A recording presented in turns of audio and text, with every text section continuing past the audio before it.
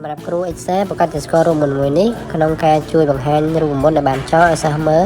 អញ្ចឹងដើម្បីបង្ហាញរូបមន្តមានវិធី3យ៉ាងខុសៗគ្នាដែលបងប្អូនអាចឆ្លប់ប្រើអញ្ចឹងវិធីទី1ថាបើសិនជាចង់ឃើញរូបមន្តដែលបានចងគឺយើងចុចលើវាហើយយើងទៅមើលក្នុង formula បានថាអត់យើងរំកិលឃើញរូបមន្តប្រែប្រួលតាមខ្សែនីមួយៗដែលយើងបានចងវិធីហ្នឹងក៏ដូចគ្នាជាមួយនឹងការចុចលើទីតាំងមួយរបស់យើងហ្នឹងយើងប្រកាសជាឃើញហើយវា slow select ទៅកន្លែងដែលយើងបានចងថាយើងបានចងរមូលរបៀបមិនអញ្ចឹងណាអញ្ចឹងចំពោះវិធីទី2គឺយើងប្រើ shortcut control backtick បាទមើលតាមរូបភាព keyboard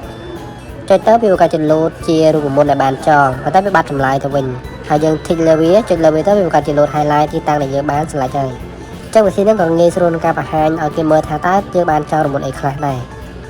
ហើយមុខងារហ្នឹងគឺមានទីតាំងនៅក្នុង tab formula ហើយយើងអូសទៅមើលកន្លែងដែលមានថា show formula ហើយ shortcut វាគឺ control backtick ហ្នឹងហើយវិធីទី3គឺយើងប្រើរូបមន្តមួយដែលហៅថារូបមន្តស្មើ formula text ចឹងរូបមន្តនេះយើងសេះថា formula text មកហើយយើងទៅ select ទីតាំងដែលបានចងរូបមន្តបើពងចោល enter ទៅនោះវាបង្ហាញការគណនាឬក៏រូបមន្តផ្សេងៗដែលយើងបានចងឲ្យគេឃើញងាយស្រួលតែម្ដង